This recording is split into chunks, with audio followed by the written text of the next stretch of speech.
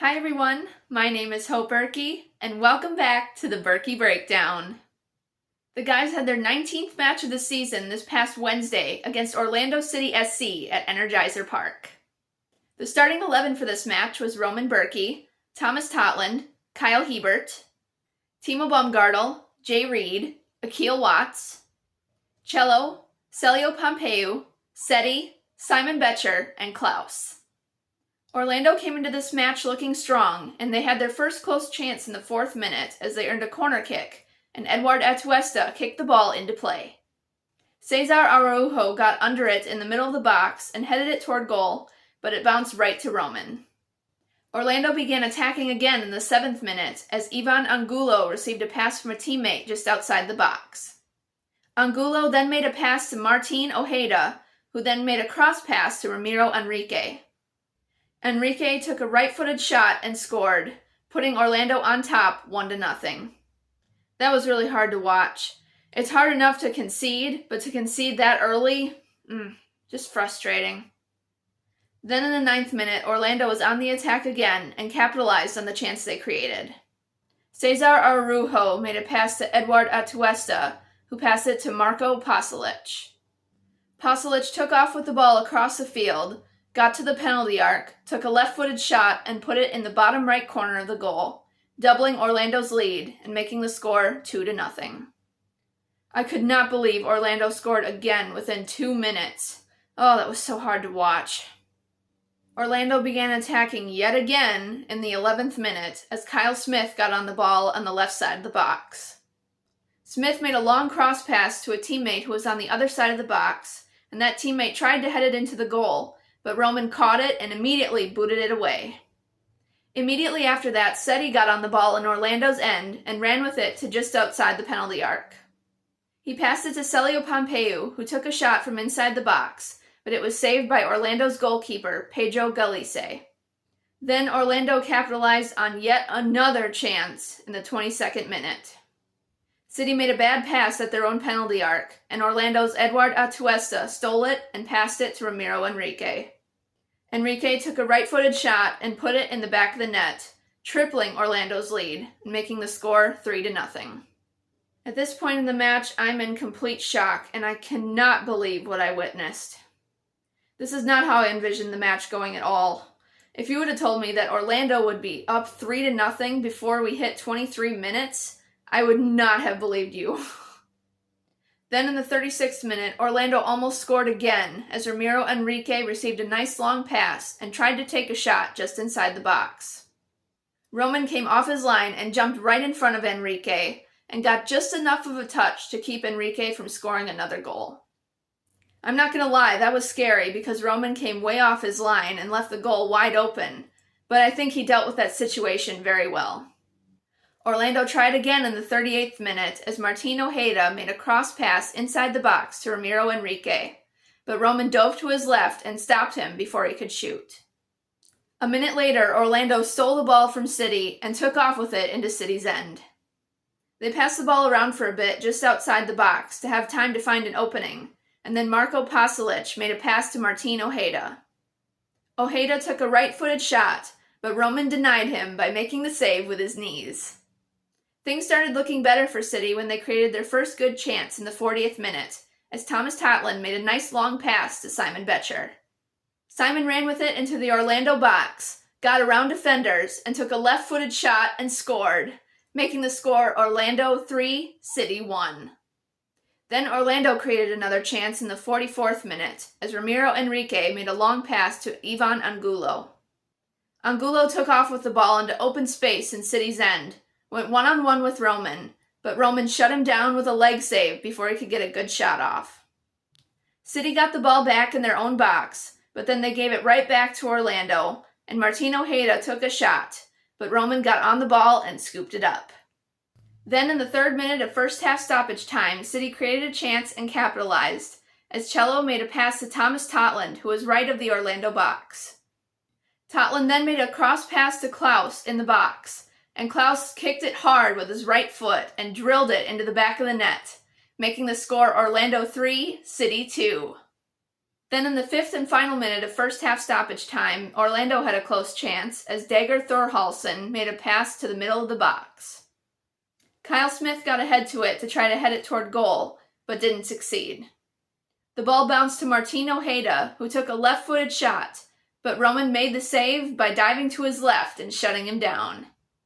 Shortly after that, the halftime whistle blew, and City went into halftime down by a goal. Just before the second half started, City made their first substitution, as Alfredo Morales came in for Akil Watts. The first 10 minutes of the second half were pretty much back and forth. It got more exciting in the 56th minute as Orlando created a chance. Marko Pasalic made a pass to Eduard Atuesta, who took a shot, but it was an easy save and pickup for Roman.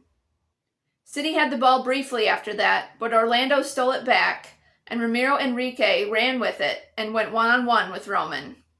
Enrique took a shot from inside the City box, but Roman jumped up and tipped the ball away. That was an incredible save. Way to go, Roman! After that sequence happened, Timo Baumgartel ended up on the ground in pain in his left leg or knee. He had to come off the field, and City played a man down for a few minutes. Then Orlando had another big chance in the 61st minute as Eduard Atuesta kicked a corner kick into play, and Cesar Araujo tried to head it toward the goal, but Roman came up big again as he dove to his right and hit it away. Timo ended up coming back into the game in the 64th minute. City made 2 more substitutions in the 68th and 69th minutes, as Joey Zielinski came in for Thomas Totland and Conrad Vollum came in for Seti. Then City had a close chance in the 76th minute, as Klaus tried to get through defenders in the Orlando box. He took a shot, but it ended up going just wide. Shortly after that, City made another substitution, as Brendan McSorley came in for Simon Betcher. Then in the 80th minute, Orlando broke away with the ball into City's end, and one of their players took a shot. Roman dove to save it, but couldn't quite reach it, but thankfully it went wide of the back post. Orlando tried again in the 82nd minute, as Eduard Atuesta made a pass to Marko Pasalic, who took a shot from the 18-yard line and scored, making the score Orlando 4, City 2. City made their final substitution in the 84th minute, as Michael Wenzel came in for Timo Baumgartel. Then City had a chance in the 93rd minute, as Cello took a free kick, and Michael Wenzel tried to head it into the goal, but went right to Pedro Galice. City had another good chance in the 96th minute, as Cello made a pass to Brendan McSorley in the box. McSorley took a shot, but Galice jumped and tipped it over the crossbar. The final whistle blew after 8 total minutes of stoppage time, announcing City's 10th loss of the season, with a final score of Orlando 4, City 2. Even though this wasn't a good match, there were some positives to take away from it. Roman made his 500th appearance in his club career, and also earned his 2nd consecutive MLS assist, which I believe is his 2nd assist in his career as well. Congratulations, Roman, you are incredible. Klaus scored his 6th goal of the season and his 4th in back-to-back matches. Way to go, Klaus! Michael Wenzel also made his first appearance of the season for City in this match. We had 16 total shots, with 5 being on goal. Orlando had 24 total shots, with 12 being on goal. We had 9 fouls while Orlando had 1, and we had 5 corner kicks while Orlando had 6. Roman had 8 amazing saves in this match. This was definitely not a good match, and my heart hurt for the guys every time they conceded. It was very difficult to watch, for sure, but I know things will get better. I will never stop believing in these guys. The guys had their 20th match of the season this past Saturday against the Houston Dynamo at Shell Energy Stadium in Houston. The starting 11 for this match was Roman Bürki, Joey Zielinski, JGR, Michael Wenzel, Jay Reed, Alfredo Morales, Conrad Vollum, Simon Betcher, Cello, Celio Pompeu, and Klaus. Not much happened until the 9th minute, when Alfredo Morales went down with a head injury after colliding with a Houston player. The medical staff was called on, and they helped Alfredo off the field, and City had to play a man down for a while. Alfredo came back on the field after a few minutes, but he wasn't out there very long before he waved for medical staff to come out there and help him off. City then made an injury substitution in the 15th minute as Akil Watts came in for Alfredo. Play was very back and forth for almost the entire first half, but in the 39th minute, Houston earned a yellow card for a foul against Klaus.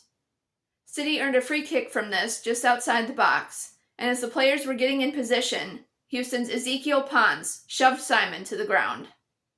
I thought Houston was playing dirty for the majority of the match, and that shove was not necessary. City's free kick that they earned from that foul didn't amount to anything. Then in the 3rd minute of first half stoppage time, Houston had a chance as Felipe Andrade made a pass into the box. Ezekiel Ponce and Michael Wenzel both jumped for it and collided heads. Both medical staffs came out to tend to the players, and Ezekiel Ponce had to have his head bandaged, and Michael Wenzel was helped off the field. Wenzel was okay and was able to come back on the field a few minutes later. Neither team could find the back of the net before the halftime whistle blew, so City went into halftime tied with Houston 0-0. City made their first non-injury substitutions right before the second half started, as City came in for Conrad Vollum and Thomas Totland came in for Joey Zielinski. In the 51st minute, Houston almost scored as Eric Sviatchenko took a shot from outside the penalty arc, but Roman jumped up and grabbed it before it could go in. They would try again and unfortunately succeed in the 66th minute as Felipe Andrade made a cross pass to Ezekiel Ponce, who tapped it into the back of the net, making the score 1-0 Houston. It wasn't even that good of a goal in my opinion, because it just basically bounced off of Ponce's shin into the goal. Houston threatened to score again in the 68th minute as Andrej Linger made a pass to Felipe Andrade, who made a cross pass to Ezekiel Ponce in the box. Ponce rocketed a shot toward the goal, but Roman dove to his left and came up big to make the save. City made 2 more substitutions, one in the 67th minute as Zande Silva came in for Celio Pompeu, and one in the 73rd minute as Thomas Ostrak came in for Jay Reed. Then City had a chance in the 74th minute as Seti made a pass to Klaus, who passed it to Thomas Totland in the box. Totland took a shot, which also could have been a cross-pass attempt, but either way, it was shut down by Houston's goalkeeper, Jonathan Bond. City made another substitution in the 77th minute as Kyle Hebert came in for JGR. Then Houston had a corner kick in the 82nd minute, and Felipe Andrade tried to head it into the goal, but it was an easy save for Roman. Then Houston had another close chance in the 85th minute as Amin Bassi took off with the ball into City's end. He passed it to Lawrence Anali, who shot it into the outside side netting of the goal. When that shot first happened, it scared me because I thought it went in, but then I realized that it didn't and it went into the outside side netting of the goal. Houston tried again in the 90th minute as Sebastian Kowalczyk took off with the ball, got into City's box, and took a right-footed shot, but Roman jumped and dove to his left to make another huge save. City had one final chance in the 6th minute of stoppage time as Cello made a cross pass to Klaus at the penalty arc. Klaus then passed the ball to Seti, who took a right-footed shot, but it was blocked by Jonathan Bond. Shortly after that, the full-time whistle blew, announcing City's 11th loss of the season, with a final score of Houston 1, City 0. We had 7 total shots, with only 1 being on goal. Houston had 18 total shots, with 6 being on goal. We had 10 fouls, while Houston had 22, and we had 0 corner kicks, while Houston had 7. It was unfortunate that we couldn't get any real offense going in this match, and we couldn't get on the board at all. This was also a very physical match, with a total of 32 fouls, and Houston had 22 of those. They were really playing dirty, in my opinion, during that entire match. Even though this match did not go as we hoped at all, I refuse to give up hope and belief in the guys, and I know that things will get better. Keep your heads up, guys, and never, ever give up.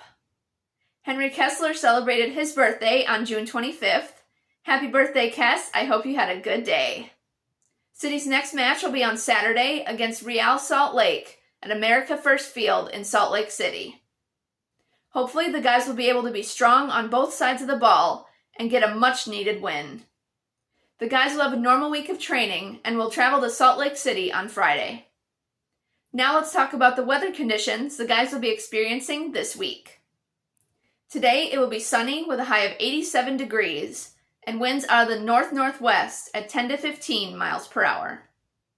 On Wednesday it will be sunny with a high of 90 degrees and winds will be light and variable. On Thursday it will be mostly sunny with a high of 92 degrees and winds will be light and variable. On Friday it will be sunny with a high of 94 degrees and winds out of the south at 5 to 10 miles per hour. On Saturday, for their time in Salt Lake City, it will be sunny with a high of 90 degrees and winds out of the southwest at 5 to 10 miles per hour. And on Sunday, as they return to St. Louis, it will be partly cloudy early, followed by 40% chance of showers and thunderstorms for the afternoon, with a high of 90 degrees and winds out of the west-southwest at 5 to 10 miles per hour.